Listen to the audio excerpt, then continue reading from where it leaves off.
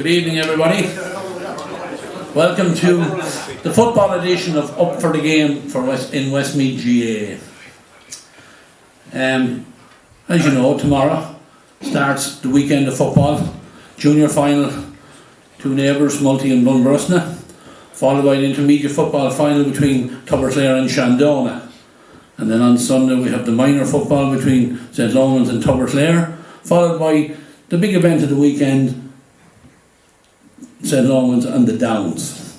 Now we're going to start with a little bit of a talk. I'll just give the running order of what we're going to do. We're going to be joined up here by a member from Bunbrusna, Ray Carolyn, and from Multi, Sean Kelly. So we'll ask the two of them to come up and join me here on the couches.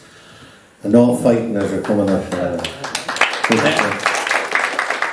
Last week, for the hurling, for anyone that was in there, I made a comment that the lads couldn't afford Grand Yeshoga. But tonight, at great expense, they've flown in the next best team. A man that has been seen on national TV in a dress, the one and only Paul Doolan. So Paul's going to join me on questions as well as everything else, but we'll also have a roving mic. So anyone who wants to put their hands up and ask a question of the lads, not of me, not of Paul, of the two boys here, feel free to do so. Once we finish with the junior, we're going to call on the chairman of the county board, Frank Meskel, and Frank is going to interview some of the officials from the various clubs that are participating over the weekend. So without further ado, we'll get her up and running, and Paul has used his diplomatic skills very well here to put the bun man on my right and with the multi-man over here on the left. You're a good team. Look at lads, the first thing is, you're both congratulations to both of you for getting to the county final. That's the first thing. Ray, I'm going to start with you. You were here last year as well, and I suppose a very disappointing day last year. Yeah, absolutely. Look, the lads very probably hurt by that really, but it was a kind of an eye-opener as well, kind of grounded us in a way and give the guys the incentives then to kind of regroup. We're kind of lucky that we have a group of players there that don't hang the head too much. They're a lot of experience through the years, and they had the confidence then to regroup, get back together this year, and I think it's a testament to them again to be here in the junior final again, do you know, because look, the average age of the team is, look, we're well over the 30 mark there on average, you know. I seen a comment on Hogan stand there today saying there was a few too many grey hairs on the Bun team, and it's probably true at this stage, but it's a testament that we're here again, I think. Yeah, but you look at, there's no price of experience. Isn't that the way you look at it? Absolutely, I see from management, you changed management and brought in Anthony Maher from Ballycarrigy to train you this year. Yeah. Another man that would know, junior intermediate football fairly well. Yeah, he does. He's a good head in him as well, like in terms of kind of drills and fitness as well. He's a boxing training background as well, so the guys are fairly fit from that as well. He's a lad there as well, another Bal guy. What's his name? Tommy Tucker Kelly. Tommy Tucker Kelly, yeah. The lad that never ever wears pants. Any time of the year, you'd be out Christmas shopping and you'd see the tan legs walking down the street. But look, he's been a good addition to us as well. A lot of drive and energy in him as well. He's an import from Offaly, I believe, as well. So that might be where the tan comes from. Well, actually, I'll let you in on a little bit, and Jeremy Ganood will know this as well.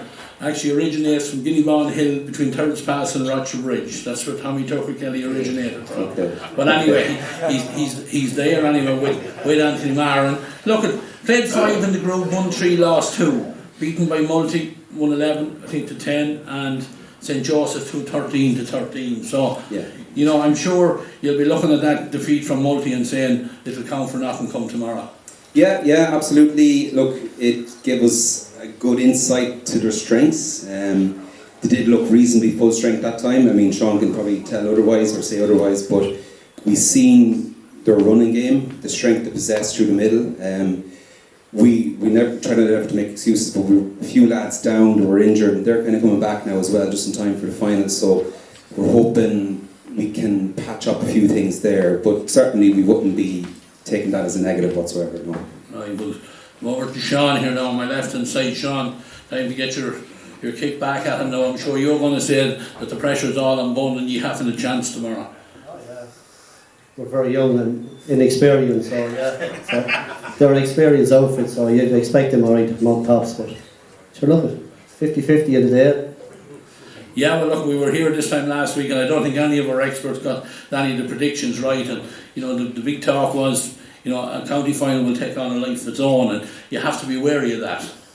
Oh, well, yeah, it's just how you handle it the day, but sure, look at what can you do. It's up to the players then when they're out there, is how they adapt to it and how they take it on. So look at, see how it goes. Played 5, won 5 in the groups. So you can't. Stephen Cleary came in this year with you as well. Can't really ask much more than that. No, you can't. Sound fella, yeah, and Tosh McConnell, very, very calm, very experienced there. With the Downs there for a few years, so yeah, good calm head. Yeah, we won our games. We didn't win by much. I have to say, didn't set the world alight, but sure, we won them anyway, and that's the main thing, you know. Yeah, and speaking of that, Tommy, you know, it's a junior final with two genuine junior clubs, you know, with no disrespect to second teams of anybody here, but it's always nice to see that, and a bit of local rivalry adds a little bit of spice to it. You know, from a neutral point of view, you know, it's very enjoyable to see the colours. Myself and Marie were out there last weekend, and every second pole had a maroon and white flag and a blue and white flag, and you know, it creates a bit of atmosphere and creates an awful lot of community spirit, in my opinion. There's a lot of people are giving out with the second teams in it, but sure, at the end of the day, if you can't beat the second team from a senior club, then you've no business going up to beat the first team. That's the bottom line of it. So you have to progress, and it's as simple as that. So I wouldn't see playing their second teams as a negative. You know, some clubs do, but that's it, they're there to be beaten too, you know. So alright, there's a bit of banter going on around the place, alright, but I have to find a bit low key now this year, to be honest with you. You know, compared to other years. Yeah, I think everyone's keeping their cards close to the chest, like. Well, there's a lot of people sitting on the fence, they don't want to show their hand one way or the other, you know.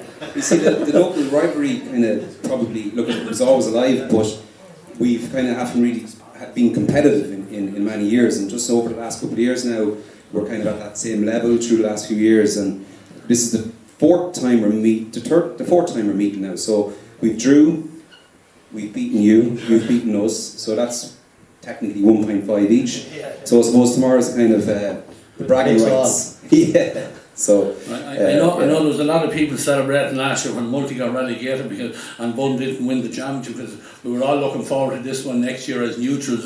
You know, we actually mentioned in commentary on a couple of occasions, like without thinking about it, that we'd be back here again 12 months later with both of them in a junior final. But they don't need the excuse to celebrate them. But they're there on merit, you know, and that's one thing I would like to say. Well, you're both there on merit. You beat the other teams that were put in front of you. That's all you can do to get to a final. You know? Paul, looking at the scores in the semi-final or in the quarter-final, Multibet had Loan 316 to 4 points. So again, the second string there. In the semi-final, beat the Downs 110 to 6 points. Bun in the quarter-final, beat Mullingar Shamrocks 14 points to 1-9. In the semi-final, beat Gary Castle 13 points to 7. So the argument of the second string teams being too strong or whatever goes out the window when you have the top. And I think actually it was Multi-topped the table, and when Russell finished third. Yeah, I think Joseph in between the two of them. So you know, it just proves that there's nothing wrong with, like Sean says, with the intermediate team, the second string teams coming into the championship. Yeah, and it's something as well we noticed in all our visits to all the clubs that are represented here tonight. The massive amount of work everywhere we went. Every pitch was covered with kids. Every pitch was covered with adults coaching kids. And you know, if we want to succeed as a county, that's where we need to go as well. You know, it was wonderful to go out, see the new facilities at Multi, see the wonderful facilities up in Brusna as well. When we were out there Tuesday night as well in Brusna, I think there was 30 kids on an AstroTurf. You know, so both clubs have kind of put their shoulder to the wheel in that regard. Where if you're going to progress, you have to start with a very famous statement Jody Gunning made it many years ago. If you want to win a county title, you start with your under 10s. You know, this has been true. Well, so like I mean, we've a couple of them going through next year as well, you know, so like, I mean, we're doing okay, like, you know, but like I said earlier on, if you can't beat the second three, next year if you win the junior, you hope to win intermediate. Well, if you can't beat their second team, then you've no business winning the Intermediate Cup Senior. That's it. You have to be beating what's in front of you. And that's no disrespect to them. No. But if you can't do it, then you're going over. Simple as that. You just have to get on with it. Yeah, maybe it is a good gauge to kind of who is ready to take that step to intermediate. You know, having those second string teams in there, maybe, you know, because look, there's no point in going up and having really bad first year in intermediate and coming back down. Like, that doesn't necessarily do anyone much good. Like, you know, so it's a good tester. Bun go for their third title tomorrow. The last one won in 2001. Multi going for their fourth. The last one won in 2017. Right, Ray, we'll go to you first of all. Why are Multi going to win this game? Why are I'm sure you're going to tell me Bun are not going to win. They're going in as the underdog. So, you know, you have no chance, I'm sure, in your opinion. That's what you're going to tell this fellow over here anyway. The question is, how are Multi going to win the game? Is that the question? Did you ask me that question? No, it's a reverse question. Okay. Right, Ray, why are Bun going to win it? Look, I think what's going to stand to us at the end of the day is the experience.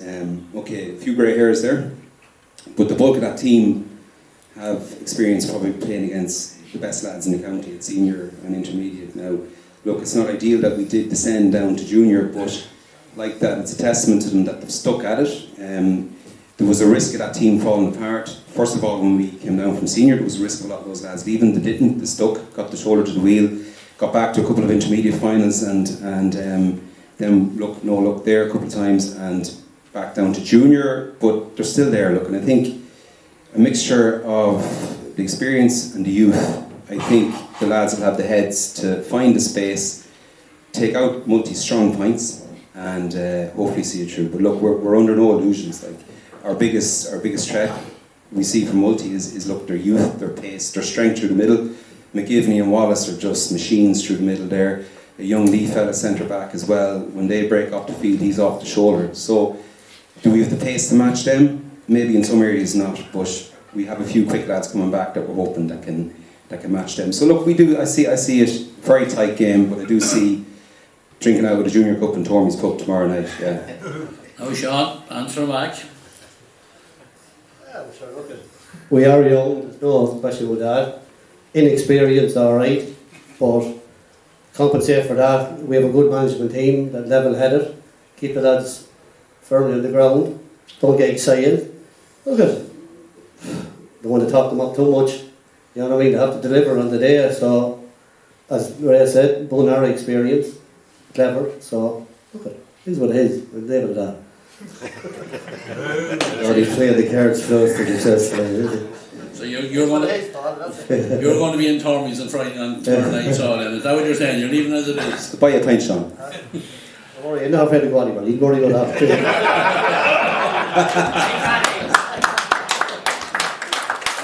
One last thing for you. I suppose there'll be no one left in the whole of the parish out that way tomorrow. A few squad cars left around there, so you keep an eye on them. You'll be crowding from supporting both clubs, I would expect. Yeah, absolutely. Yeah, I think the whole parish would be true, of course, because like Bunbruzza does sit in Multifarnham parish, so I guess it's a shared parish in ways. So the whole parish will be in there, obviously. Like. We've two teams in the final, and so tomorrow, haven't we? No, the parish does. Right, well, yeah, I won't go into it. Go on. Well, I suppose there's plenty of Bun lads that have multi-team anyway. We won't. Right, before these two boys get carried away too much, they keep the energy for tomorrow, because we're all looking forward to it anyway. As I said to you last year, the way things were going, it kind of was figured that both would clash at some stage in the latter stage of the championship. And credit to both Bun to come back from where they were last year, Multi to regroup and get back into a final and try to get back up. We wish both clubs the best of luck tomorrow, and we thank the two representatives, Sean Kelly from Multi and Ray Carlin from Bunbruzza. I want to thank them for the reception that we got in both Multi and Bunbruzza when we went out to them to do our interviews for ERV-TV. They've always been extremely accommodating, and it's been an absolute pleasure to deal with both your management and your team of officials. And I just hope, as Ray has said, I hope it's a great game tomorrow, number one. and I hope the best team wins. I'm undecided, and anyone that knows TV or watches TV, you don't want me to tip you, so I'm not going to tip either of you. Okay, lads, thanks very much. Look, we're going to have a break here just for a couple of minutes, and we'll resume then with the Chairman of the County Board, Frank Meskel, and he's going to interview officials from the participating clubs over the weekend. So we'll be back here with Frank in a couple of minutes.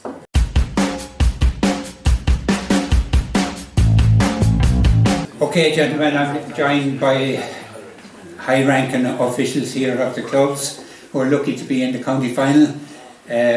I'll start with one man that I've known for years and years, but I don't know exactly his connection with football. So, John Madden, take us through your background. How are you? I'm originally a Meath man, and I'm living in Bumbrosna, but I'm supporting Multi. I'm the chairman of Multi. So I'm one of the delegates or relegates, or whatever you want to call it, but I'm about 30 years here now, and I'm involved heavily with Multi-Farm GA. So.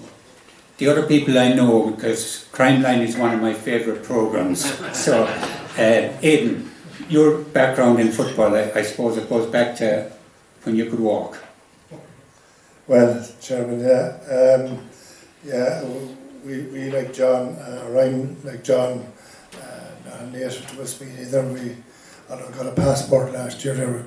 We arrived here in 1968, and we lived in the Downs and have lived ever since. But and obviously played football from a young age. And the Downs won their first championship the year we arrived. We were oblivious to that at the time. We were only after coming in August, so we hadn't gotten on. But once we started school, we began to realise what was happening. And fortunate enough, I suppose, I think to win the Comórtas de Bundschool, which set us up nicely in 1970, and from there on in, graduated up into the senior ranks over time, and was fortunate enough to be part of the winning teams of 74 and 1980, and a good few losing teams as well in 75 and 6, I think, and 1986, but that was life. But I was fortunate enough to play with some of the kingpins of Westmeath at the time, Murta and Dom and Mick Carley, to mention, but a couple, Christy Carone, Seamus Mulligan, Seamus Conroy. You know, I was only a nipper starting off, and I was in awe of these lads, so that's a bit about my background anyway. And you've made it to the top now. Yeah, that was an ambition since I was about 4. Down into the county now. Okay, Tony, it's a long way from Ballinagore to St. Lomans.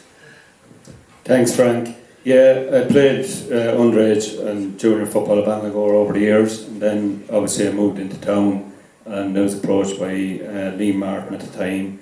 I got involved in St. Lomans, got involved in the underage down there, and then I was also involved in the county board and Leinster Council for a long number of years. So it started from then. My kids started playing down there, and we got, there's a huge structure over the years of underage and a lot of coaches. So that's where it developed, and like any club you get involved in, they're no different than Ballinagore or any other club. They work hard, and they have a lot of people that come in from outside because they were a new club, really started developing again, and they were thin on the ground. Like I think it was Joe Milady, and a few of them started up the underage and got going again. So it's been promising since then for them. But it takes a long time. They've been a long time working on it. They have, but they've been a long time at the top now as well. I suppose the rewards will come. That's what it's all about. No more than in the last number of years, like the Downs have been in 5 minor finals in a row. I think they won the first 3. And, it's like anything in any club. All I can say is you need to work with underage. Like, obviously Mullingar is a big town, we've a lot of players come, but we lose a lot of players every year. That's the other side of the town team. Compared to when I was out the country, we're talking about the Bun players earlier on, they're still there. You don't lose as many out the country, small rural club, but obviously you don't have to pick underage that the likes of the town team can achieve. Yeah. Okay, thanks Tony, we'll be back to you.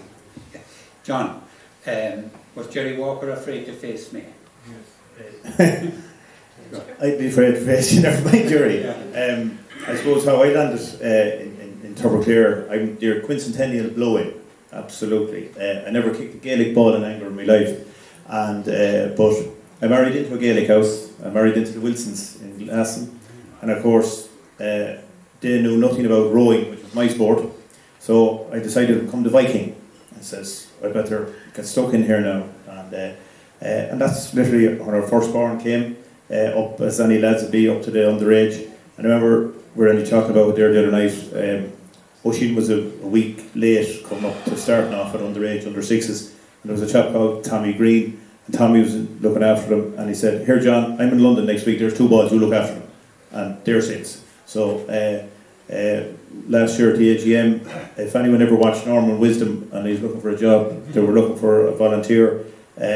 Would he step forward? But everyone stepped back. But we're on Zoom, so I was in front. So hence I landed in the secretary. So And doing a good job in it. not bad. Hopefully there'll be cause to celebrate tomorrow night. Exactly. Tom, Shandona. Shandona man, yeah, born and raised, living in Welchestown there, and played my football from probably under 8s on. Maggie Scally and Johnny Smith would have brought us through.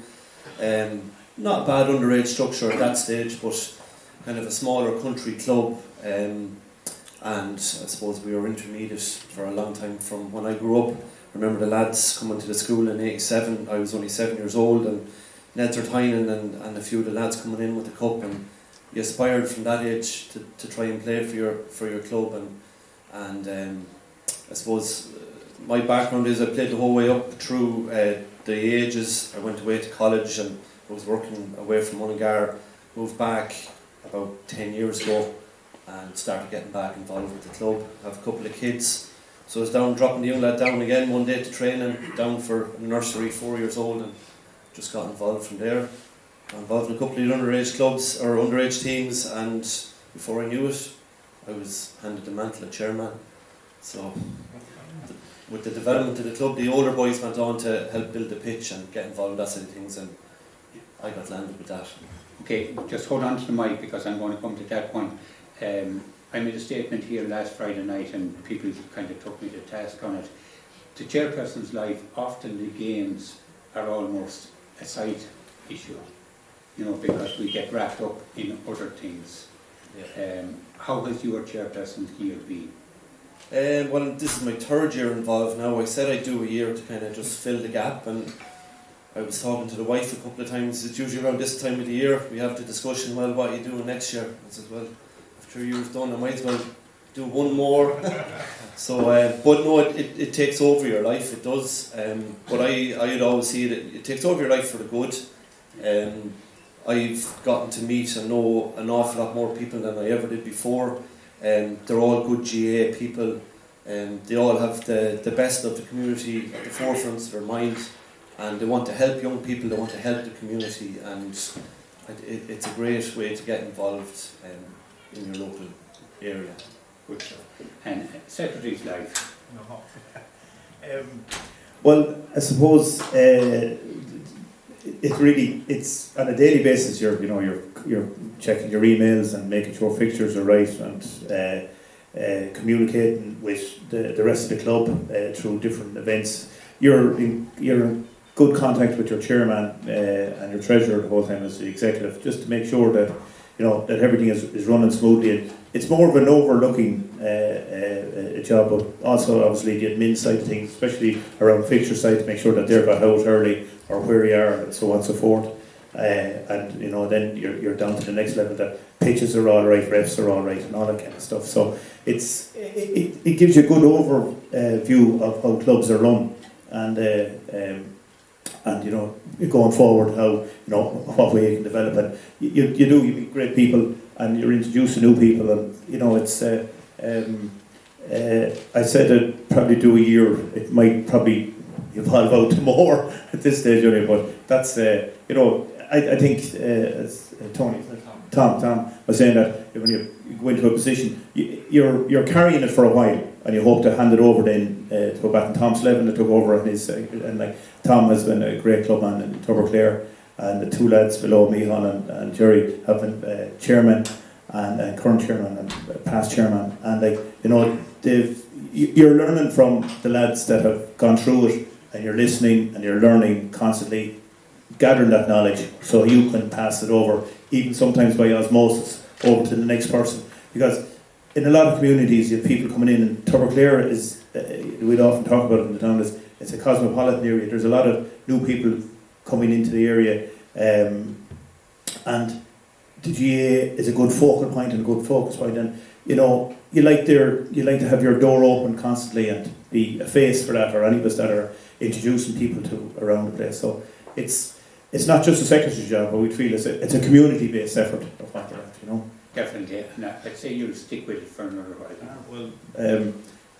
Yeah, sure. Look at the Gosson, or not Gosson anymore, young man, and all the gang that are with it. There's a big underage lads that have come through, which are look at as long as they're baiting Shandona tomorrow, we'll be fine. Yeah, exactly.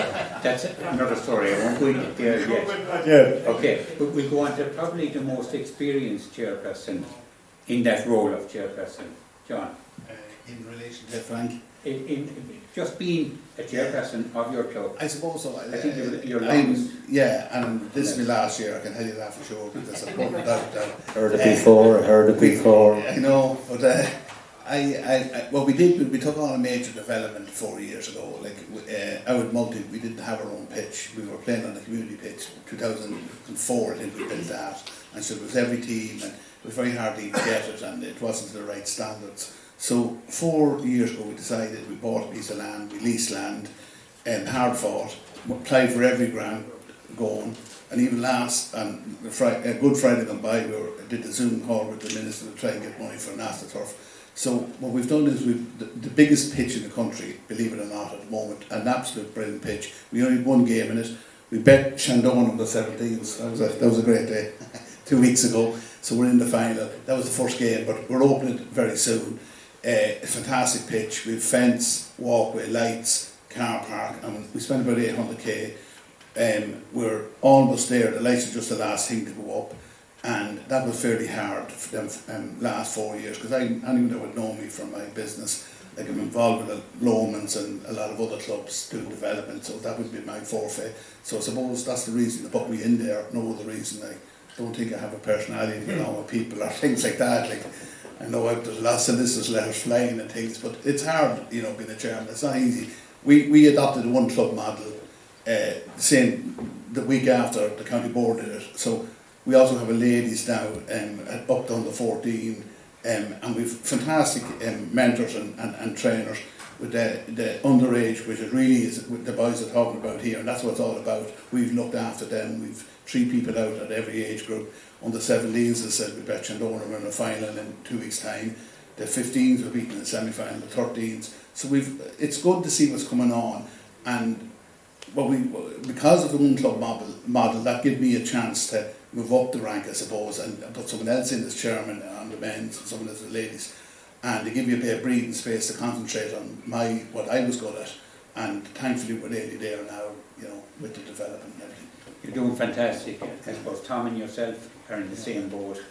The other 3 gentlemen have made it. You're on the development stage, you're on the going up the ladder. These people are on the roof looking down. They're up there. Yeah. We'll go over to Aidan. So, Aidan, I know chairperson, you're relatively new at it, but you've been secretary. I think you've been everything. For all the development in the Downs, you've been there for it. Yeah, it's only my second year as chairperson, and it's a little bit different to being secretary, as the lads have alluded to. You're an overarching kind of role, and it's different. Yeah, but I had a long time as secretary and a long time trying to get out of it. It reminds me of the song, the Hotel California by the Eagles. You can't get out. Once you get in, almost, or a certain other organisation that people talk about. But anyway, that aside, look, you're probably only as good as the people that are around you in any of those roles. And the important thing about all of that is that you try and keep everybody involved, from right down at underage and nursery level, right on up the ranks to adult level, both boys and girls and women and men, and that's what we have in the Downs. It's a far cry from, I suppose, where most of us started off back in the day when we jumped over a school wall and, you know, there was only long grass and a couple of goalposts and cow dung to navigate. Look, it's hard to believe in our existence that we had 4 senior championships won, and not only did we not have our own pitch, we only had about a half a pitch, which is hard to comprehend. And that was Welsh's Field, where there was a sand pit in one corner of it, and there was only 3 goalposts when I arrived there as a nipper, and we never played a home match for, I suppose, until about sometime into the middle 70s. So we've made great strides since then, and you know we've built I suppose a stadium now, you could say, where we have a couple of pitches, full-size pitches and underage pitch as well. So you know, the facilities are, you know, nowadays the expectation for youngsters. If you try to explain to them where we came from, they'll be looking at you as if you were from Mars. They wouldn't know what you're on about. And so it should be. That's just history. Moving on, and you know, you always need to be progressing. If you don't progress, you know, you don't. That doesn't mean you have to be developing all the time. But if you don't bring your standards up, you know, you'll start to go backwards a little bit. But the key is youngsters. Yeah. Molyneux, as the saying goes. Yeah. Yeah. Thanks, Aidan. I suppose at this stage you are the kingpins of the infrastructure, facilities and that, taken over from St. Lomans, who were the kingpins of that. Tony, you've done massive work down through your years. Yeah, thanks, Frank.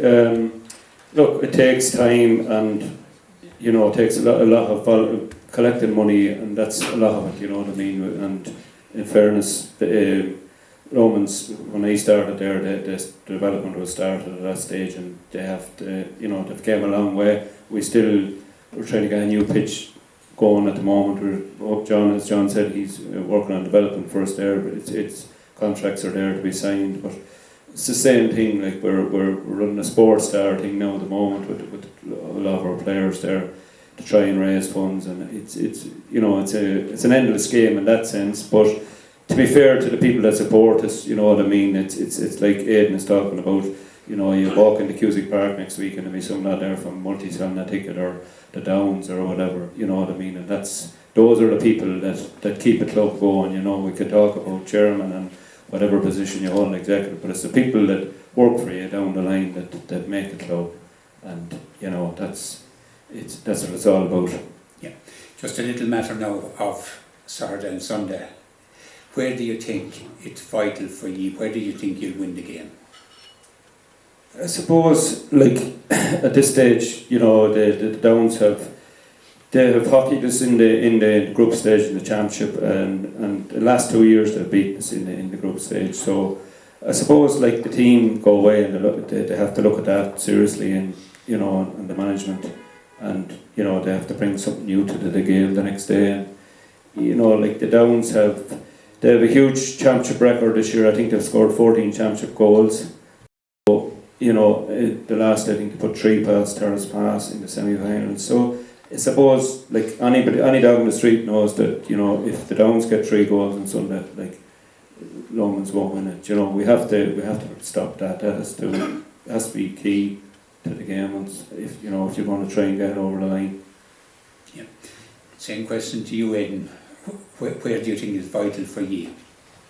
Well, I suppose it's not down kind of to any one of our players. I think as a team we've been performing very well, and we haven't been relying on any kind of one individual like we used in the past. You've been relying on 1 or 2 forwards to get the scores for you. We have a spread of scores in our forward line now, which is a good thing, and as Tony said, we've been getting goals, you know, all year. That's not to say we'll get them against St. Lomans. St. Lomans are a hugely experienced team, and have this knack, certainly of recent years, of knowing how to time themselves, number one, in the championship, and number two, how to eke out wins in the last 7 or 8, 10 minutes. They've been experts at doing it. So for us to win the match, we'd have to be fairly well consolidated if it comes to that part of the game. But I do believe that if we play to the form we've been shown, more or less, throughout the championship, and the tempo that we've been playing at, if that arrives intact on Sunday, I think we'll be in with a huge shout. Obviously, Lomas didn't have some of their key players during the group stages when we played them, and obviously they'll be lost to any team. So we fully recognise that. Trying to, I suppose, match up on those key players like John Heslin and O'Toole and McCartan, and they have Dempsey and Cox. Like, I mean, they're prolific scorers, and we'll have to be in the top of our game. I think we have the calibre to do it, but we have to play. Like every team has to play. We have to perform to be in with a shout. If we perform, I think we'll be able to do it. But there's a lot of ifs in that statement. Okay, and... Sorry, just Frank there, could you ask John there to give me a shout after? I just want to know where he's getting all those grants from. Aidan, you got the grant when I did the training pitch. Yeah, he's a good man for getting grants for all clubs, and I can bear witness to that. John, you said you were brought in to Multi for your expertise off the pitch. I'm sure you know a little bit about the football, and you have a fine son, Kieran, playing there. Where do you think you're going to win it? I think they also brought in a bit of meat blood there, where they hit and ask questions, etc. We won't mention them at all. No. Look, I know Bunn, and we've seen a couple of games they played this year. They play very defensive, they talk to one another, they're a long time together, and even in the last couple of games, I was just watching the way they communicate, and they're very defensive. Where we have a little bit of luck, I suppose, we have a very good bench, we have 7 or 8 very good lads that would easily make the first team, but the way with numbers, we're very lucky, and we've youth on our side. I think we've about, under 23, we've something like 11 players, or under 24, 14, so we're very young, and speed. We've been very good defensive all year. That's something if you look at the scores and look at the scoring, we've been very good that way, hounding down and going it. I think the last quarter is going to be important for us, because I'm hoping, and I know Ray won't agree with me there, but that maybe Bunn will tire out a bit because they're a bit older or whatever else, and that we will probably make hay in that quarter. But look, it's going to be a good game. You're going to get 2 different styles of football, and you're going to get 2 different teams in that youth and older. So I think that's going to bring something new this year. Thanks, John. And what's the word in public here? I could have taped that and given it what John said there about teams in it. I'm just thinking about it there. I suppose Shandon and Turkclare wouldn't have had much history in the last number of years. We fell into junior in 2019, and that wasn't by accident. We were falling through the trapdoors for a couple of seasons, and whilst Shandon at that stage won it in 18, went up senior, so there's very little history between the clubs playing each other, so the lads wouldn't know each other that much. Maybe a small bit at underage, but that gets forgotten once you drift into adult. So I think you have a team that has come up from junior, gone through the ranks of intermediate. You have a senior team that came down, hurting from that, and gone up. So Joe mentioned about 2 different styles. We're probably a bit like Ballymore. We have 2 ends and no middle. We have a lot of youngsters, a lot of older fellas, and we're short lads in that 20s.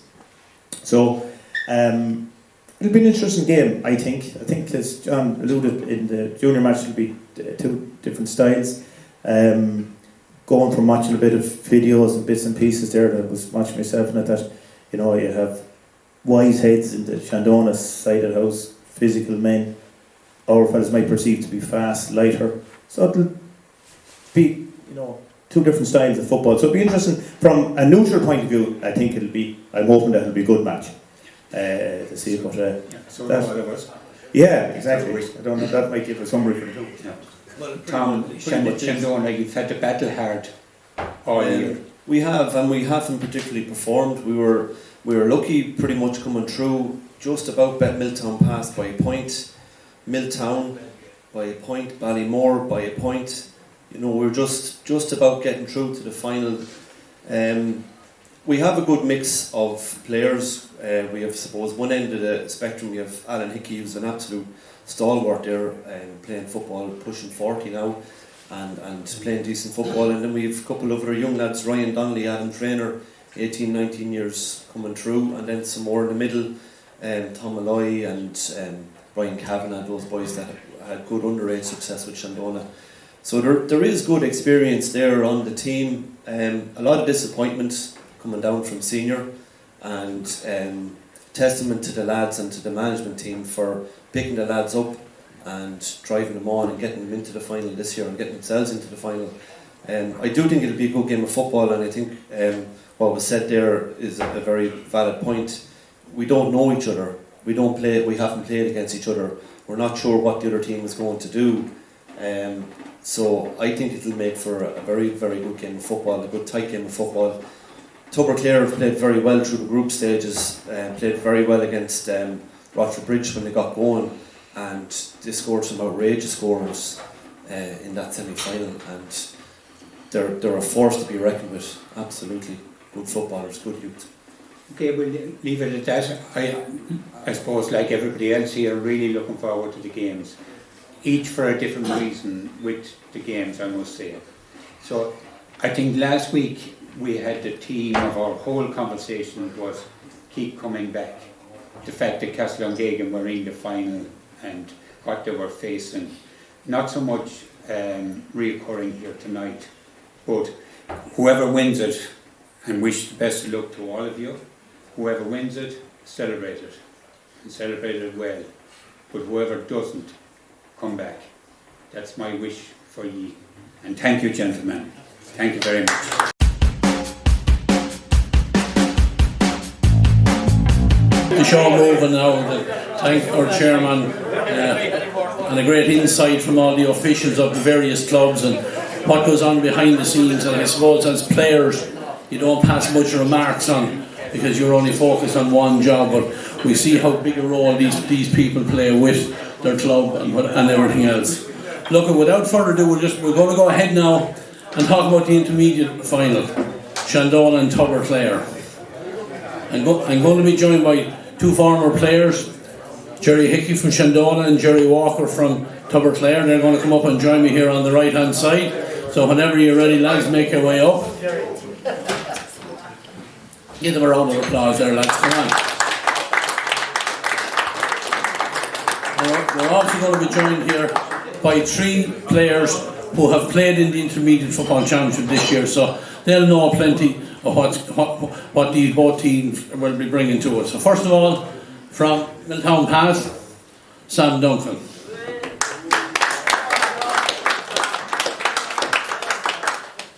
I think he's been under a drip there, yeah, right, Sam, there. Well, Sam. I think we have just a few clips of Sam there. I think he actually got a point in one of the games there, I think so. That around, okay. Collector's item. And we're also joined by David Lynch from St. Malachy's. And probably as important, Castlongegan senior hurler. Congratulations to David on winning the championship last Sunday. We were all here last week talking who was going to win and who wasn't going to win. They were the boys that were on the field that did it. Again, I think we have some action there and clips of David as well. You've done it, have you? And lastly, Kieran the Bear Martin. Another man who this last Saturday got a senior B medal. Now, he's very disappointed that we didn't actually bring him in last week because he reckons he's as good a hurler as he's a footballer.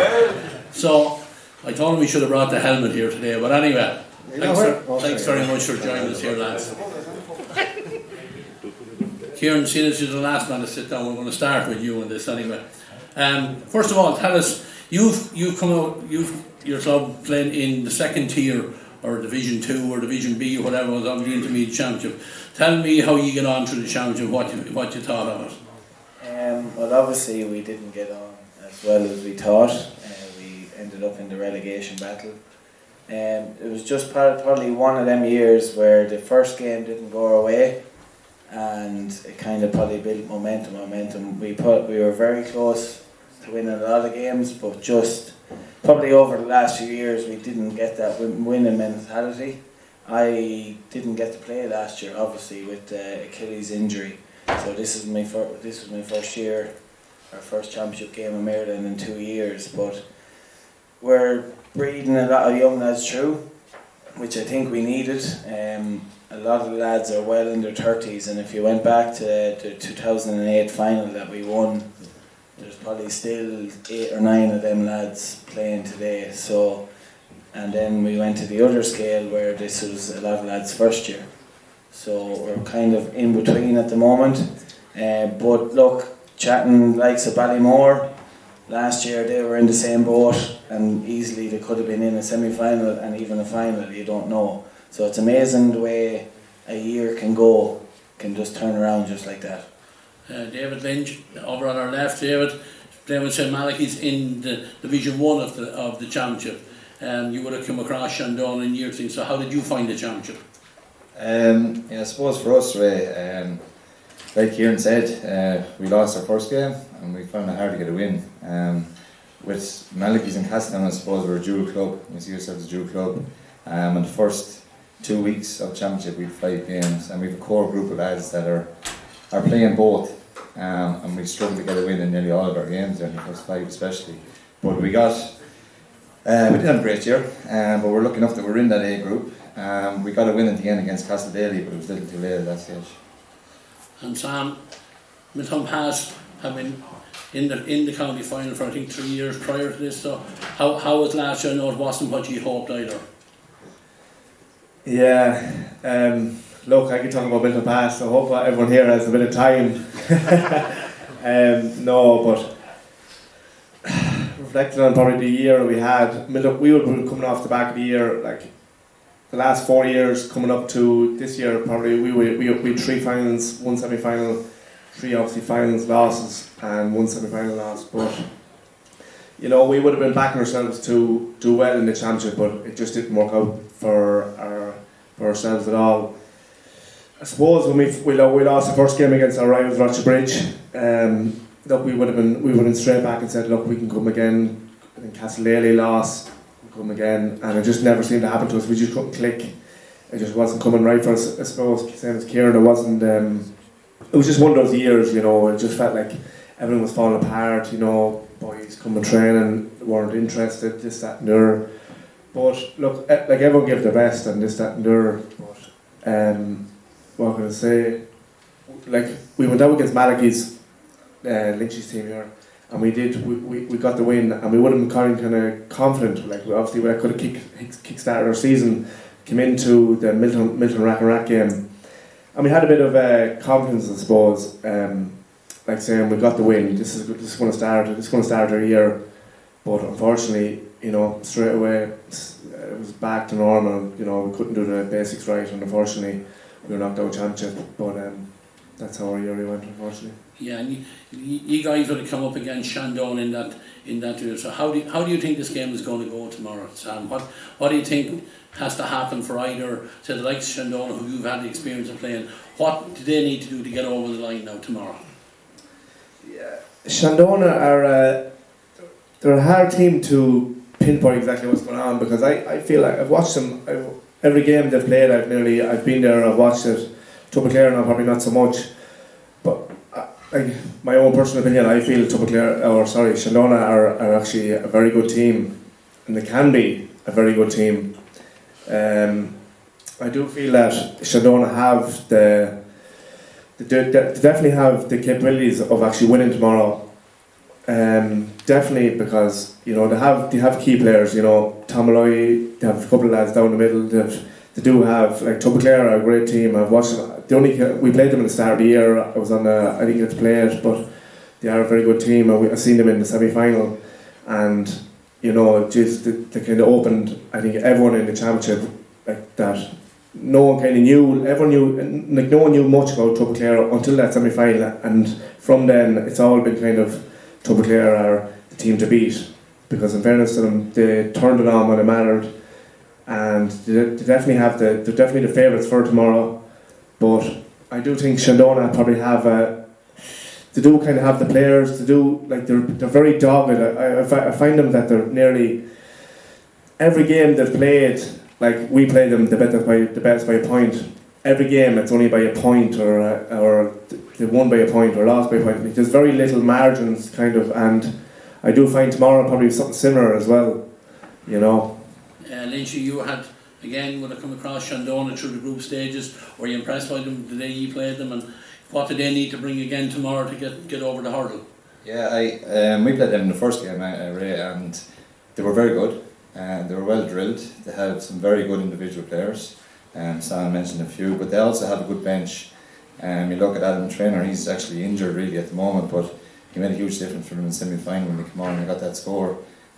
He's picking up a bad injury, and he can only partake for maybe 20 minutes before his ankle swells up. But he's a huge asset to come off the bench for them. Kevin Boyle as well has huge experience. He's one of the best footballers I've ever played with. To be honest, he's a brilliant footballer. So they have huge experience there. They're well drilled and they're very good individuals. So it's a hard one to call. But with Shandona, my experience against Shandona, they get over the line. You know, they get over the line. As Sam said, it doesn't matter if it's 1 or 2 points. Like in the group stage, I know they're in the first group, or Group A, if you want to call it.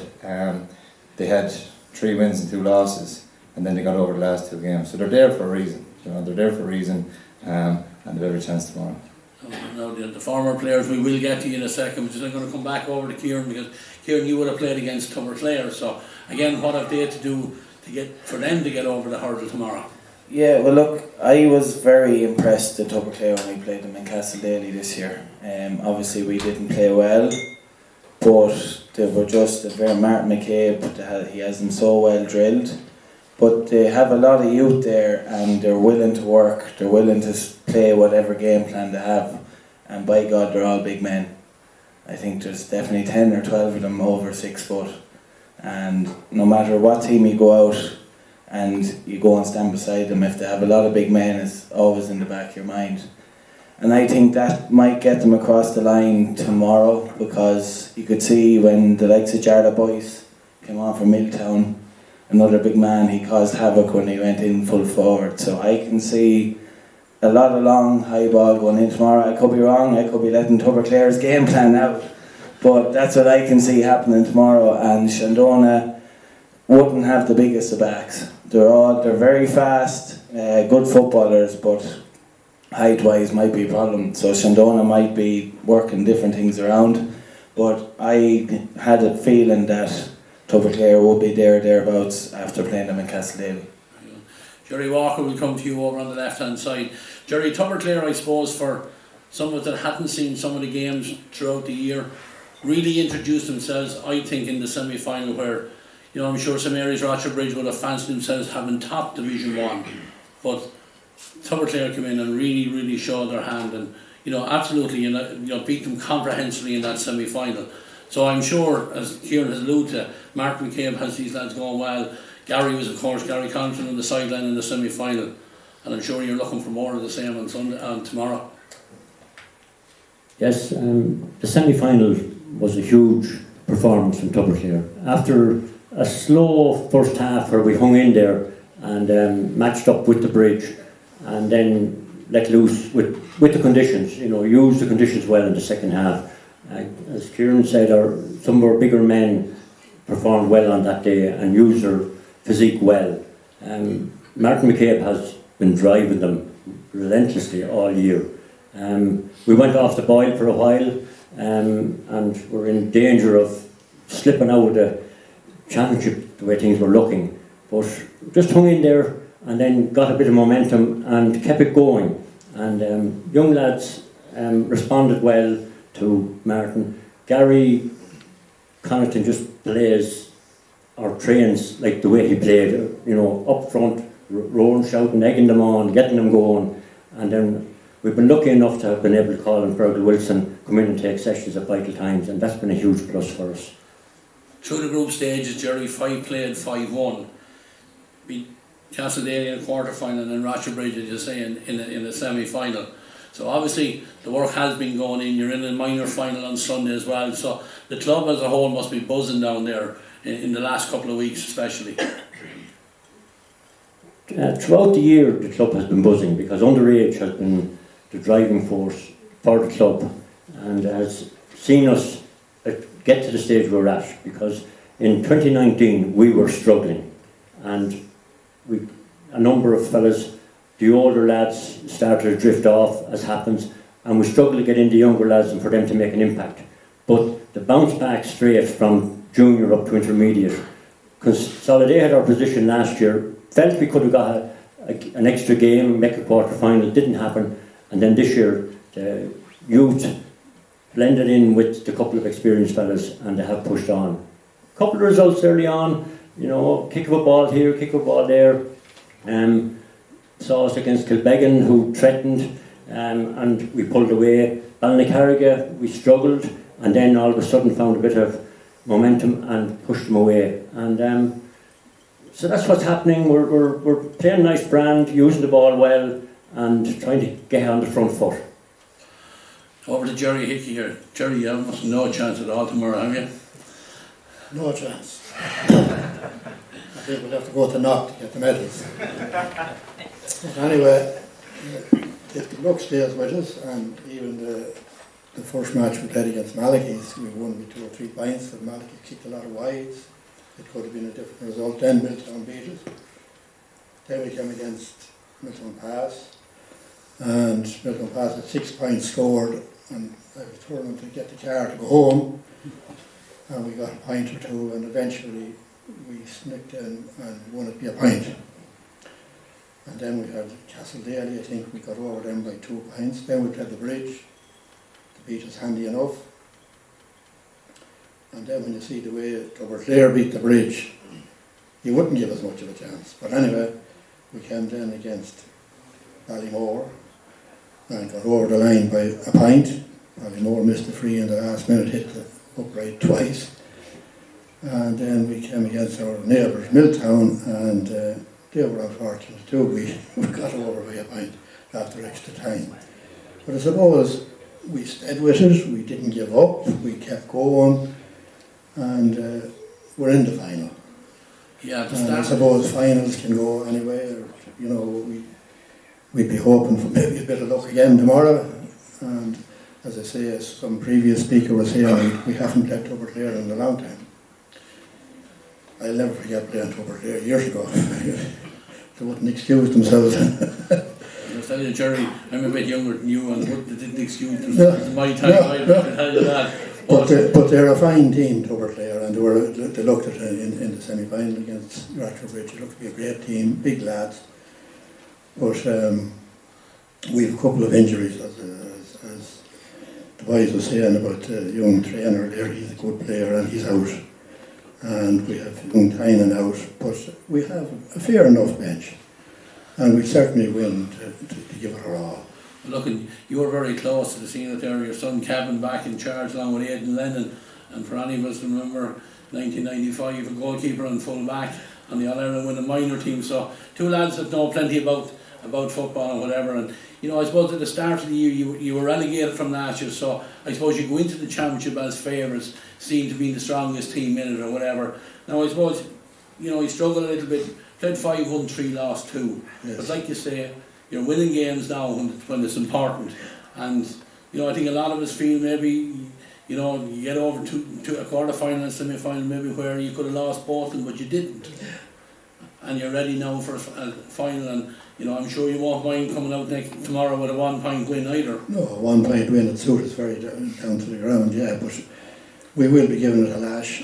We are underdogs, we know that, but we won't give up, and we'll be giving it, like last week against Milltown, it looks as if the game was over, they got a goal, but we kept going and got the equaliser and went extra time and snuck over by a point. So we're going in more hopeful now than that.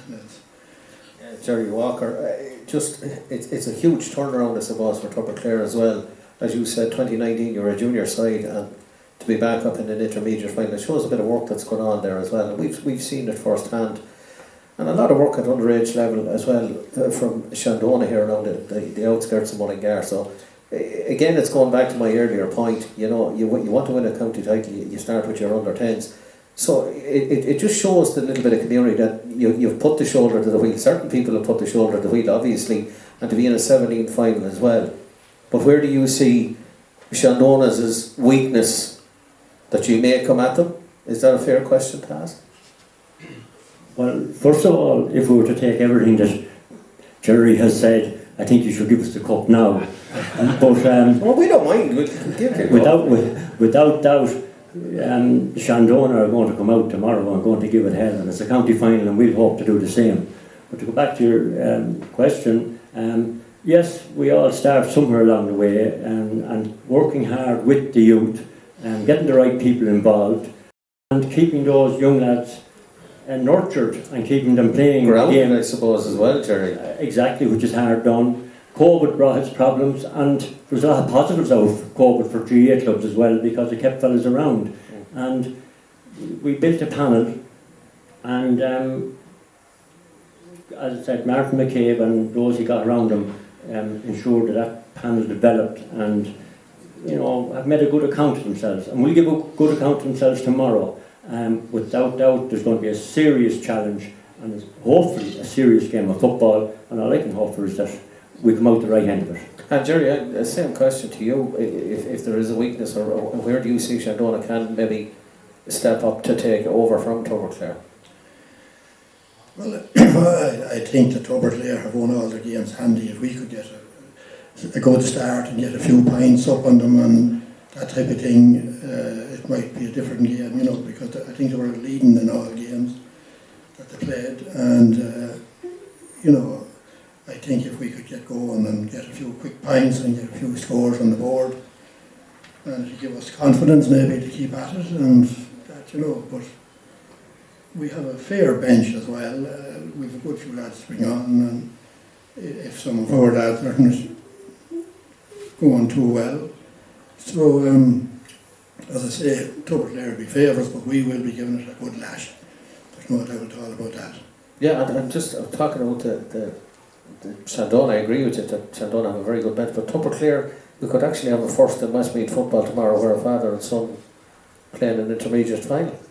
That's a possibility, isn't it? Matthew and Graham Winniger. Yeah, Matthew and Graham, and Graham being the father, and if he is called upon, he will give up his best. He's keeps himself in superb shape, and he's been a good servant down the years, dabbled a bit of soccer as well, but keeps coming back to us, and I know from the family that pride is a big thing, and to get on the field tomorrow, he won't leave anything behind if he can get out there with Matthew.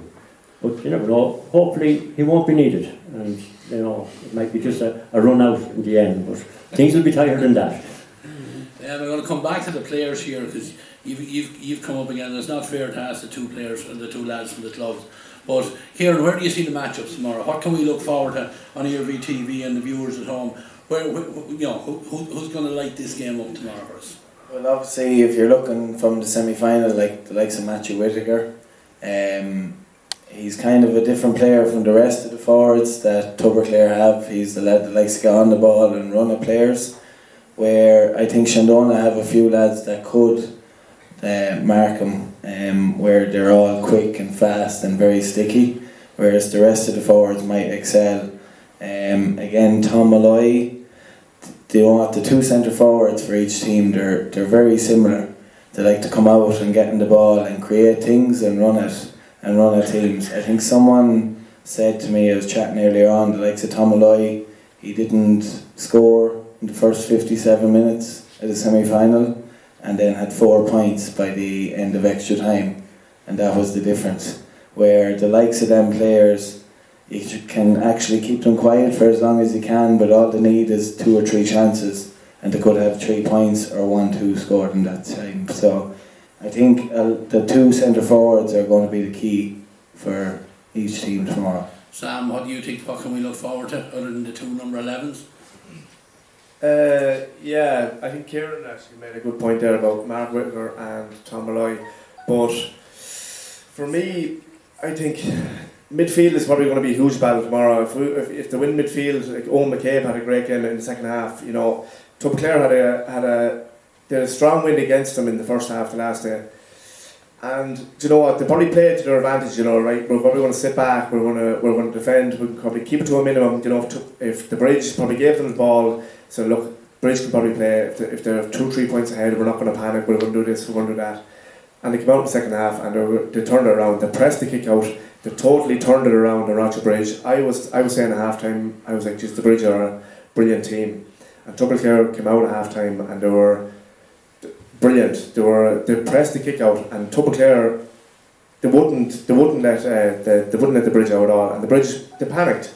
It's not uncommon, I suppose, but the Bridge completely panicked and then started to lose kickouts and started to lose scores. And then within 3 or 4 minutes, they were back. They were 3 or 4 points down, and within a couple of minutes, they were back to level after coming out.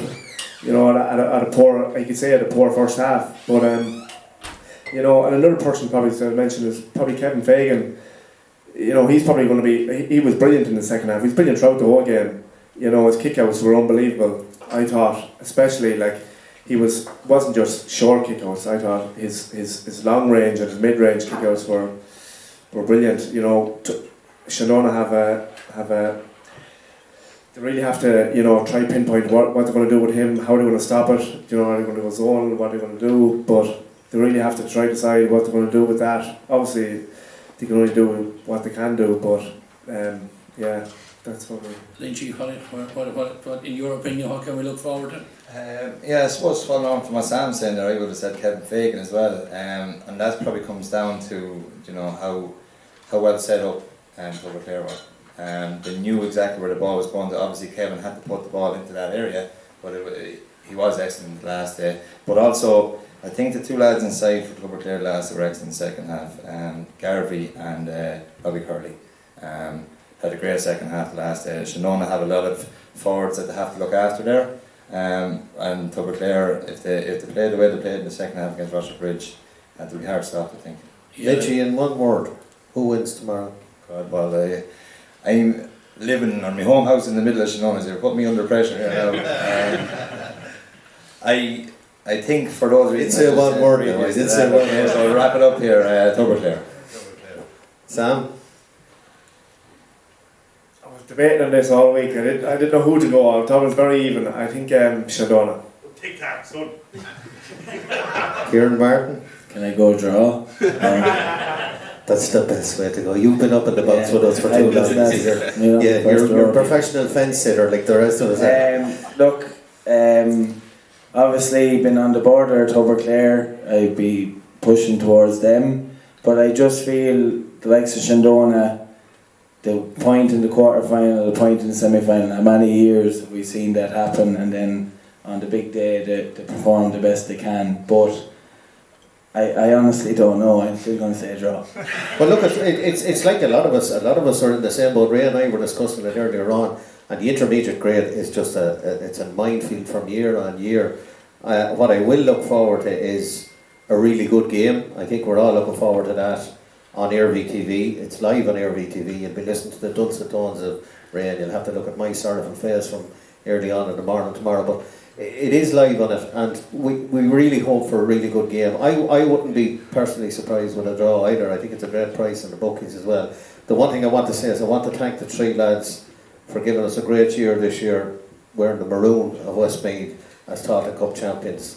It was a fabulous film. We had a wonderful year in Westmeath. We had the Tailteann Cup, we had the Rose of Tralee, we had the Fleadh and Mullingar, and I want to thank the lads for that. And it's been great to hear the voices of people around as well. We'll finish up with that, Paul. I can't do it, and just to thank Jerry Hickey and Jerry Walker, two former greats of their respective clubs, and you know we wish both teams all the best tomorrow. I know it's Donny Malone's worst nightmare if this game ends in a draw, but you know he won't care tomorrow. Cancel the holidays. Yeah, we wish both teams the best luck, and as we say, may the best team win. Hear, hear. Thanks, lads. Thanks, lads.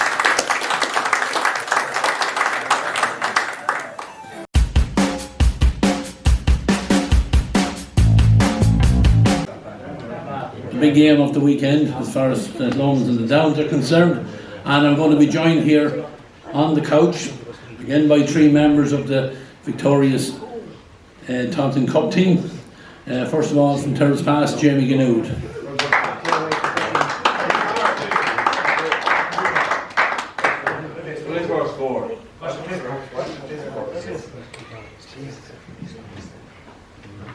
And from Gary Castle, Jimmy Dolan. It's a long time ago. And from Collery, Kevin Maguire.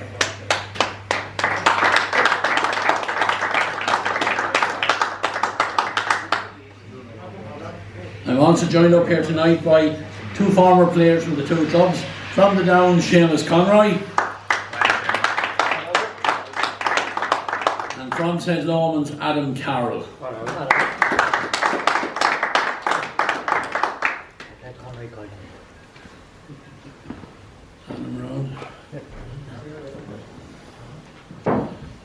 At least we have the 2 boys in the 1 couch anyway, so we're off to a good start anyway. Shake your hands. Seamus Conroy, keep him in the corner now, because I tell you, he might have the legs on you there.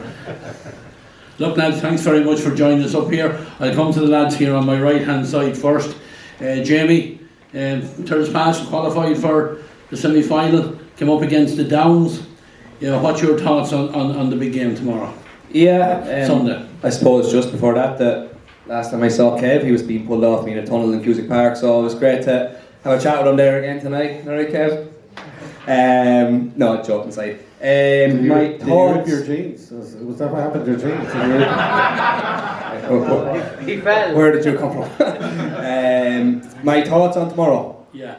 Sunday even. Sunday even, yeah, Sunday. I was saying to the lads earlier on, I kind of woke up earlier this week, Monday, Tuesday, I was saying to myself, Lomans will win this, and then came Wednesday, Thursday, I was thinking, fuck, the Downs have a chance, excuse my language, and now I'm here today, and I can't call it. I think the 2 teams are equal in ways. Downs haven't lost a game this year, which is the obvious thing. They're more balanced throughout the park, definitely. If you look 1 to 15, there's more balance across the park. But Lomans have match winners. If I look at Lomans, I think Heslin, O'Toole, Dempsey, 3 match winners. I look at the opposite side, I think Luke is your out and out match winner for the Downs. I know Niall Mitchell was absolutely excellent against us the last day, really was excellent. Do I think Niall Mitchell is going to be allowed to be that excellent the next day? No, because Lomans probably have the personnel to deal with Niall Mitchell more so than Terrace Pass. But on the other side of that, I don't think Lomans have anyone to mark Luke. So that's where I'm at the moment with it. Kevin, again playing with Collery this year, you would have played against both these teams. What's your views on them as well? I think to me it's a straight out. I think St. Lomans actually have a stronger team. I think they have a lot more match winners. I think Lomans have a lot of experience there. You've Sam there as well, you mentioned. You've Calvin Riley, you've David Whelan. You've a lot of lads who've played inter-county football who are. You've Connor Mousey. You just have an overall very, very strong team. Sean there in the centre as well. If I was going out, if Collery were going out tomorrow in a final at the business end of the season, would I rather play the Downs or would I rather play Lomans? They've such experience at performing at this stage of the year. I think if it's close at the end of the day, I think if there's 10 minutes left in the game, and that's the way it has been for Lomans for a lot of this year and a lot of their games, if it's close at the end of the day, I think Lomans will know how to finish that. So that's where I think they have a stronger team, business end championship, they know what to do, they're well versed in figuring it out just come the end of the game, so I think that's how it'll go. James Dolan down the end of the couch here. James, this time last year on the Sunday you came put in, I hate to remind you of it, but so close of ending, Lomans winning run in finals. Now what can the Downs do? Can they replicate what you did? Are they as strong as what you were? Are Lomans as strong as they were last year? What do you think of it? Yeah, no more than the boys. My opinions are pretty much the same. I think if the Downs can come out firing like they did against Thirds Pass in the semi-final and ping 3 goals early on, I think Lomans will have their work cut out to get that back. If Lomans can set up and stifle that early attack from the Downs and then pick off the scores and play as they normally play, then it's a Lomans final. But yeah, I don't know. I think it's going to be a great final. I hope it's a shootout. For all the neutrals that are watching it, I think the best 2 teams are in the final this year, and yeah, I'm on the fence as well, to be honest with you. But I like I said, I hope it's a shootout, and I hope all the attacking play, all the attackers that Lomans have and the attackers that the Downs have can just be let play, and we'll see a shootout and see an unbelievable football match. Yeah, like you say, James, 2 best teams. The Downs qualified, played 5-1-5. Lomans played 5-1-4, lost 1. The only game they lost was the game against St. Lomans in the group stage, which I think was on a Wednesday evening, certainly a midweek game anyway. But between the 3 lads here, look, up behind, I'll move out of the way and let someone see the screen, but we kind of put up some of the head-to-heads, and we'll get the lads to talk about where they think these matchups and, you know, who's going to come out on top and how it's going to affect the result of the game. Just on one of the points you made there about the only game Lomans have lost this year is to the Downs. I can tell you here now from experience, the only time to beat Lomans is in the final. 16, 17, we got 2 county finals, bet Lomans in the group stage, just thought we were on, you know, the pig's back, came to the final, that's the time to beat them. They turned us over twice. But in terms of matchups here, Niall Mitchell's obviously important for the Downs. I think Jones will pick him. He's a lad that came in from Tyrone, he's big, he's physical. Again, we had Dean McNicholas full forward for us past 2 years ago. He's the man that picked him, he stifled him. I think Peter Foy, Kevin O'Sullivan, big game. Yeah, look, I said Luke already. Luke is the big one for the Downs. I don't think Lomans have someone for Luke. Now, someone mentioned an interesting point to me earlier on today. Could it be Paddy Dowdle? Could Paddy Dowdle pick, you know, Luke Loughlin? And maybe some of the Downs will come in there and answer that. You know, that would be an interesting battle for me. Down the other end of the field, I think Peter Murray will pick Shane Dempsey. I think John Heston will be maybe pick either Mark Kelly or Charlie Drum. That's to be decided yet. But Darragh Egerton and Ron O'Toole, massive battle. But when I look at the Lomans backline, a lot of people have said it as well, and I'll give the mic over in a sec. Like, a lot of people have said Lomans are weak defensively. And when I look at that backline, they are weak defensively. And I don't mean that as bad footballers like Peter Foy, Kelvin, David Whelan. They're all attacking footballers. They're not naturally defenders. So can the Downs forwards get at them? Absolutely. So the question I leave to one of the boys here is, why did Kelly, the Lomans manager, go bring in Paddy Christie? You know, with a defensive touch, was that the reason? Maybe so, but the matchups are interesting. Yeah, I think that football. If you look at all the last few games, even against Thirds Pass, and you know, as the season has gone on towards the business end of the championship, when teams start to really formulate their tactics, and looking at Lomans, looking at the Downs, a lot of teams are playing kind of this counter-attacking football. And even the teams that are, you know, fairly forward heavy, like Lomans are, you've Hess, you've Tuller, you've Demo, you've, you know, TJ coming on there, you have a lot of good forwards there as well, and Peter Foy as well, it can add to that, and Sam as well. But I think they play a kind of a they've figured a counter-attacking style where they kind of try and reduce the opposition scores, get them to give away a bad pass, and then attack hard. And the Downs do something similar, and Kinnegad got a lot of success off something very similar as well during the year. So, in the end of the day, is who's going to give up the most ball and allow the other team to play football. Because, and I really hope that both teams don't get sucked into that, because as you said, hopefully it's a shootout. I hope both teams don't get sucked into the restrict the other team as much as possible and then try and counter. And you know, and the team that's attacking then decides they're trying to restrict us, hold on to the ball as much as possible, and all of a sudden you have 10-minute spells like you had with Lomans against Kinnegad there. Now I know Lomans pulled away, and that's what I was saying, they pull away in the end because they know how to do it very well and they're very calm-headed. But you had it for a 10-minute spell there. I think the score was like 9-7 or something. it was close enough, but there was 10 minutes of no scores because both teams were just trying to hold on to the ball and not lose it going forward. So it's who makes those mistakes, and at this level, both those teams are capable of retaining the ball, and counter-attacking. So it'll be interesting. That's I think where the battle's going to be at the weekend. Who can be smart with the ball,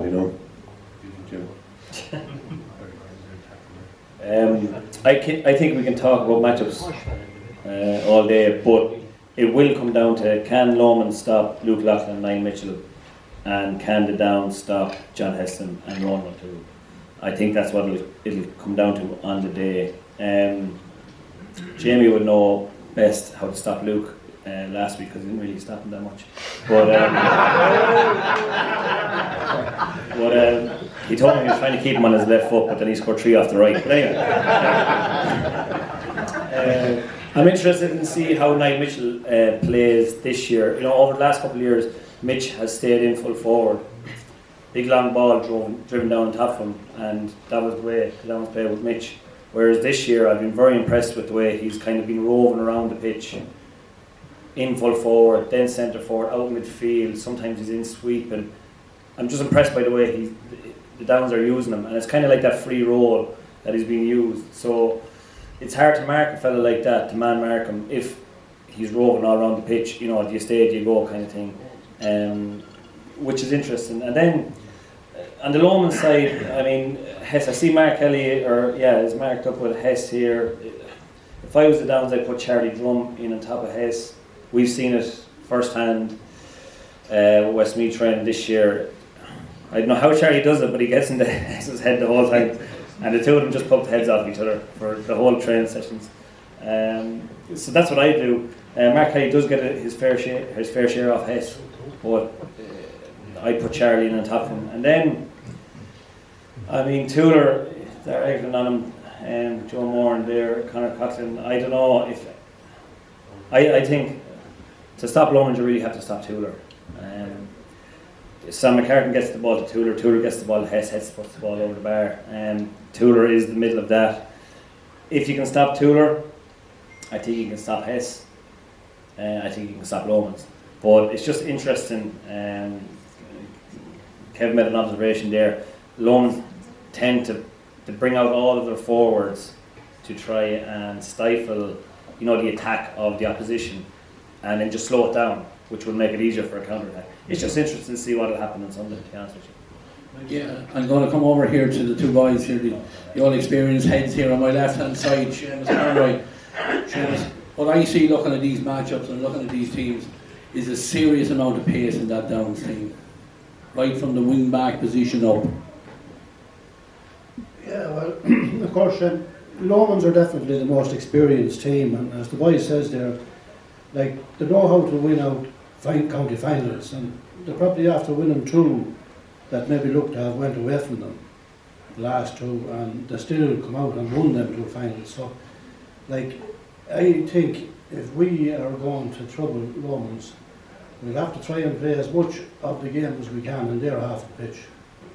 If we draw Lomans onto us and play defensive, we're gone. That's the way I see it.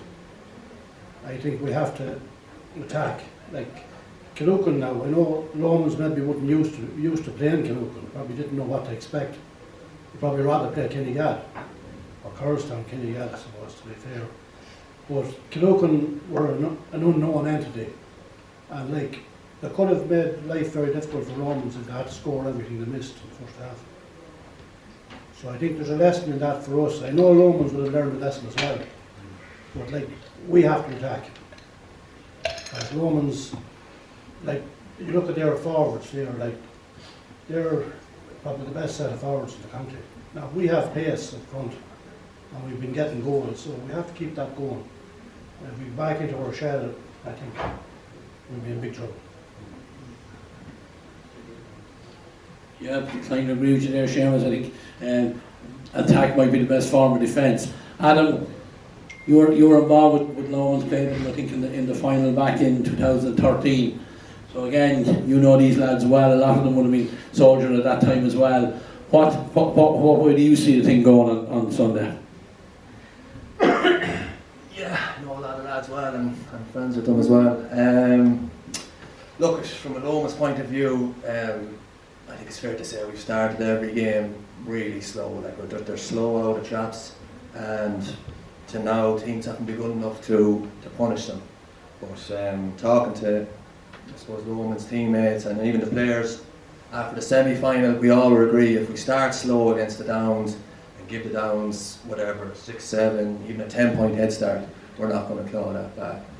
So we have to stay in the game, get a foothold in midfield, and if we stay in the game, I do think just the more scoring threats that we have will eventually tell them.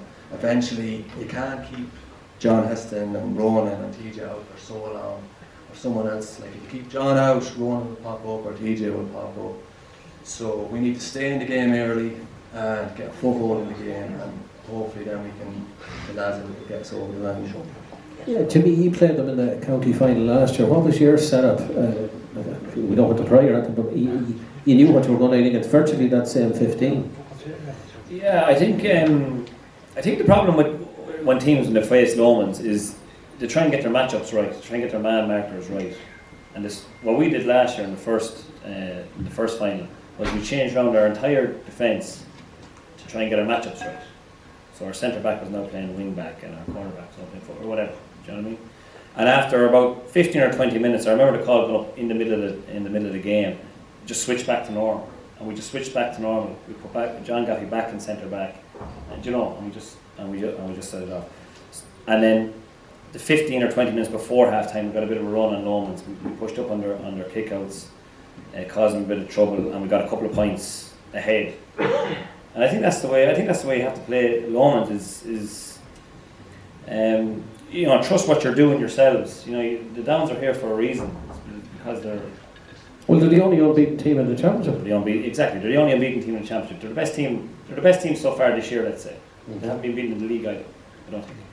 So they're the best team in Westmeath this year. So they have to continue doing what they're doing well, and don't really worry about. I know it's hard to say, but don't really worry about what Lomans are doing. If we can do what we're doing well, we will be victorious. And there's obviously going to be different stages throughout the game where the Lomans are on top or the Downs are on top. But I think if they stick to what they're doing, they're doing really, really well. They sucked third pass in the last day and just broke. And the pace that they have in that team from their half back line, from their midfield line, every time it was nearly looking like a goal. So I'd say to the Downs, keep doing what you're doing and see what happens, to be honest. Yeah, and Seamus, just a word with you. Lar Wall has revitalised really the Downs club, in my opinion. I think he's added a huge dimension to it, with no disrespect to any previous manager. But there seems to be a different, scenario to the play every time. And they adapt to situations. I've seen them in virtually every game they played this season, and they've adapted every time. They were down to 14 men in the semi-final, and they just adapted. And it was seamless. Well, it looked to me as if it was seamless. So Lar Wall has to take a huge amount of credit for that, but also the players. And his bench as well. His bench has played a huge part in this because they've had to do without Charlie Drum for a lot of games this evening. Johnny Lynham hasn't been available for them. Luke, of course, had a major injury, but I see them against Collery and young Kilmartin. Andrew Kilmartin shot the lights out that day. Kev, 1-6 for play, and so there is a levelling off a small bit. A lot of people will say last year would have said Lomans could go on to win 3 or 4, but at the same time, the Downs have progressed. They've upped that step with Lar Wall at the helm.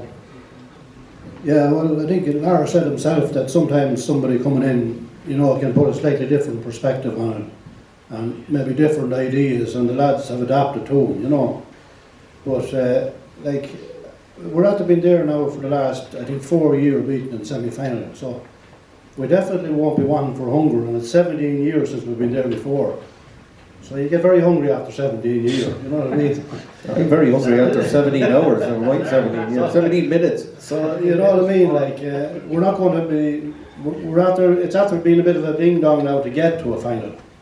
So I would hope, and I think I could say we will give a good account of ourselves. And Adam, just on that point as well, Declan Kelly, going for 3 in a row, eight finals in a row, it doesn't come about by accident. That's a lot of work put in by a lot of people. And Declan Kelly has pushed it on a little bit that far. I see either of these teams going on, maybe to have a little run in a Leinster Championship, and I do think that Declan Kelly has added another dimension to that Clonmel team, much like Lar Wall has added to the Downs team. Yeah, definitely. Just on the Leinster thing, someone sent me the draw there, and I think whoever wins is on the opposite side to the Dublin champions, and I think the Kildare champions, if I'm right. So there's a favourable draw there for whoever can get through. But Declan Kelly, this is Declan's third year with us, and he's won the last 2 championships, and of course he won the All Ireland Offaly under 20s last year. So he obviously knows what he's doing.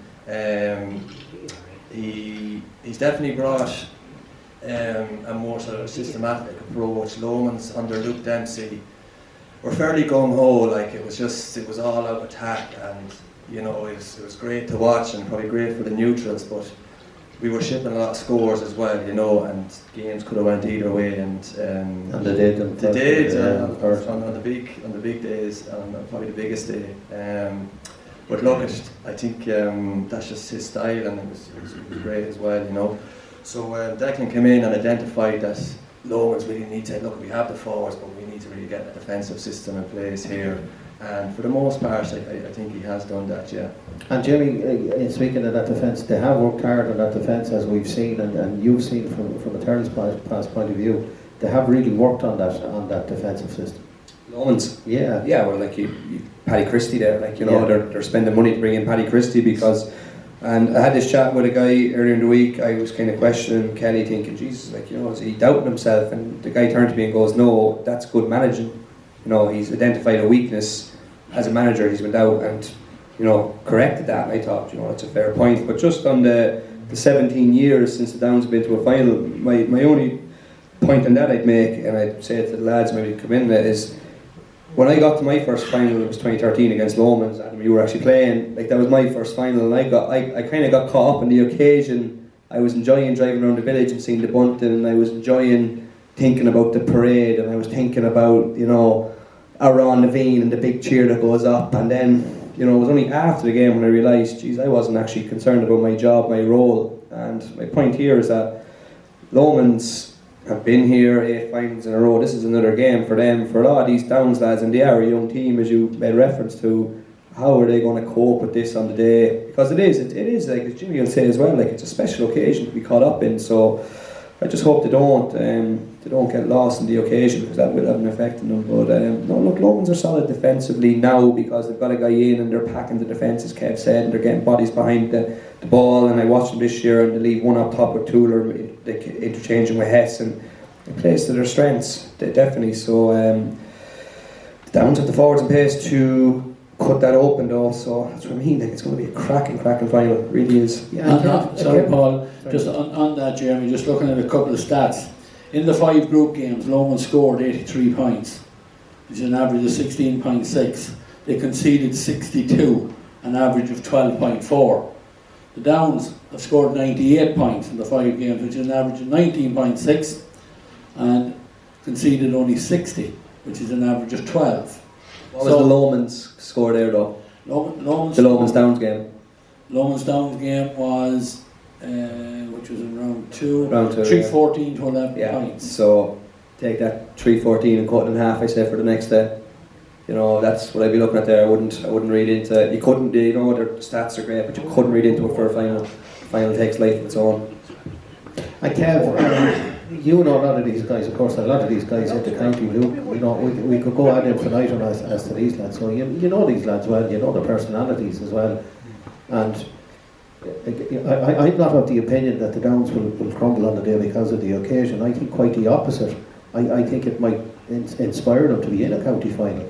Whereas the Lomans guys have been there, done that. What happens if things go wrong, they know how to adapt. The only thing in my mind that suggests to me is that the Downs lads haven't been there at this stage, but you know them, these guys personally, they have no qualms about this. They're going into this with the opinion that they're going to lift the Flanagan Cup on Sunday, not? Yeah, no, I think just from talking to the lads all year, I think the Downs lads are highly motivated. I think the Lomans lads are always highly motivated, but there's definitely been a change of attitude. You know, just picking up off Charlie and Kev and a few of the lads on the Downs team this year, there's a change of attitude there. They really are. They really do feel that they're very capable of this. And there comes a time in a game, and I said earlier on, in that last 10 minutes, and it's a close game, and there comes a time when it's somewhere just in there. You're either ready for this moment or you're not, and you have to just dig deep and find it. And there's so much about being prepared and organised in that moment as well. And I think like the likes of John and Tuller have figured out a very good combination as an attacking unit. Like John is going to be heavily marked, Tuller is going to be heavily marked, but they're very good at, more than what you said about Mitch there, they're very good at moving their positioning so that, you say, if I'm a full back and I like marking full forward, all of a sudden Hess is out in playing as a midfielder almost, and you're giving him a few extra yards. So, you know, and in that last few minutes, that confidence and that, you know, understanding and clarity of what they're meant to be doing comes, and that's the most important part of that game. Like, so I think the Downs boys are ready for that. I think the Lomans lads have so much experience of it, and that's kind of why I would think Lomans will be more prepared. But I do feel it'll be a right good battle, and yeah, I'm looking forward to it as well. Yeah, one other match I think, you know, it could be crucial as well, and we didn't mention it, is I think 2 goalkeepers probably in as part of your squad for the year as well, number 1 and number 2.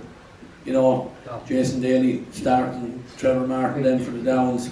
You know, will it be a factor? Like, one is very experienced, you know, both top class keepers though. Both top class keepers. Both top class keepers. If Jay wasn't around, Trevor would be our keeper. And that's just the way it is. You saw in the Tailteann Cup there, the Offaly game and the Cavan game, I think we lost one kick out of 53 or something. That's Jason Daly's kick outs. Do you know what I mean? But as I said, if Jason wasn't there, Trevor would do the exact same thing. 2 fantastic keepers. Could be a factor, but I expect the game to be won out the field. Yeah, that's great news from the boys, but we want to hear from the audience now, so if anybody has a question, I'm going to walk around and do a small bit of roaming around here. I know Shane Donoghue's over here, I know he's a question over here, so I'm going to visit him and keep it clean and make sure it doesn't go up on YouTube or anything like that. Shane? I have nothing insightful to ask other than, we say the weather forecast on Sunday is given terrible weather. And I'm wondering which team would you reckon that suits better? Personally, I think the Downs with the pace, you're more likely to make a mistake in sloppy situations, and of course a lad can slip, get turned in the corner, but a really dirty wet day, who do you reckon it suits better? A really dirty wet day, I reckon it suits Lomans better. Lomans are safe and measured in what they do. They're calculated.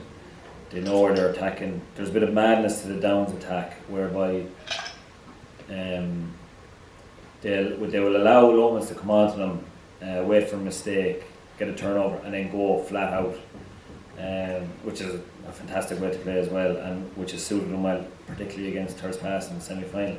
But on a dirty wet day, I think Lomans will just be safe with that ball. They'll just mind it, they'll hold it, they'll go left and right. Might be a bit boring, but at the end of the day, they'll get Hess at the end of the move, put the ball over the bar. And I think that's Jamie has something to say. Yeah, I think it's a relevant point. On a dirty wet day, a lot will depend on Keith O'Brien. He's the referee. So how is he going to referee the game? Is he going to let it go? Is he going to blow nitty gritty stuff? Like, if he's going to start blowing nitty gritty stuff, well then Lomans will win the game, because John Heston's not going to miss too many frees. If the other side of things, Luke the last day was erratic in frees. He missed 3 or 4. You know, the one he did kick, he turned to the stand a big cheer because he knew he needed to kick it because he was under pressure with them. So the referee will have a big bearing if it's going to be a bad day, as Shane said. So, you know, that probably goes into Lomans' favours, especially if there's going to be soft frees given, which Keith, you know, it doesn't like to let an awful lot go in terms of the physical stakes. Paul, anyone else down there want to take the mic from you? Anyone else wants to ask a question to our esteemed panel, shall we say? Well, Keith must have given a few frees in his change last day, did he? Harsh enough. No. And Adam, will go to you then, and Declan Kelly, who I know personally, and is a top class manager. Again, he came in, and this is going for a third in a row. So just tell the audience again what these guys bring to it in the modern day management.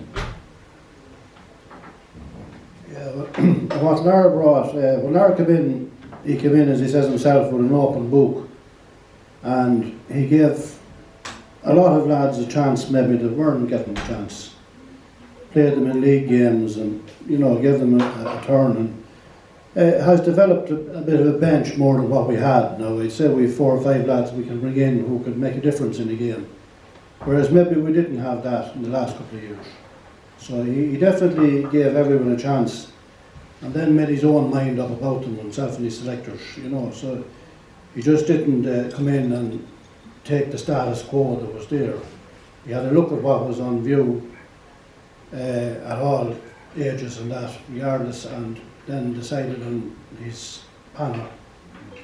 And I think he has put, I would say, a bit of drive into the lads, that they're all focused, and they're definitely focused on getting to the end of the road. So I'd say that's what Lara's done, Regards Declan, so other than what I mentioned already about the defensive systems and so on, he's not afraid to make the big calls. He calls lads out, he'll drop players, even if you're a county player. He's not afraid to drop lads, he calls them out with training. He takes a backward step at training, actually. He allows sort of John sort of leads the training session, verbally and sort of in speeches and stuff like that. The other senior players as well. So Heslin will be sort of a big player at training, He mixes things up, and he recognised that he's 3 years there now. He needed a fresh voice. We changed up our selectors. He got in Paddy Christie just in the last couple of weeks. I don't know where that came from, but I just seen him down at training one day, and there he was.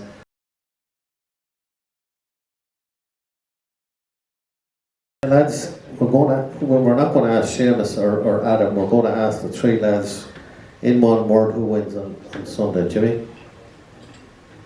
Yeah, Lomans. Kev? Lomans. Jimmy, is it a full house?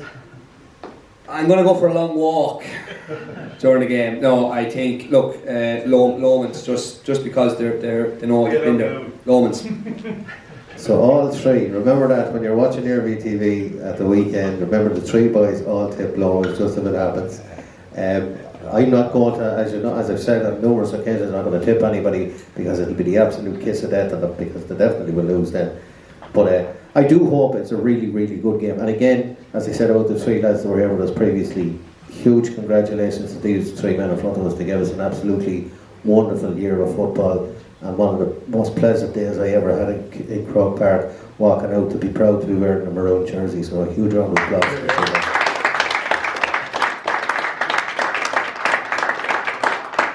I think with that we're going to finish up for the night.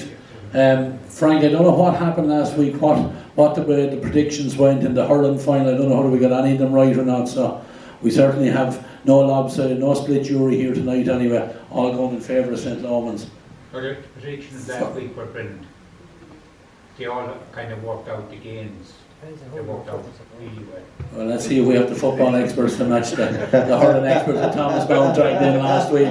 Look, lads, we will finish up. Again, both sides on 9 titles. So somebody is going to go ahead of the other on Sunday. Lomans, 8 finals in a row. Downs, as Seamus said, first final since 2005.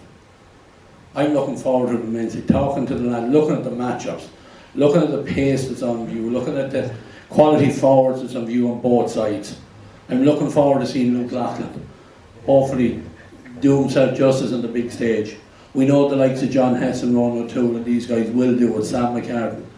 We look to see the likes of Joey Moore and Conor Coughlin, these young lads that can run like the wind and carry a ball with them as well. We look forward to all of that.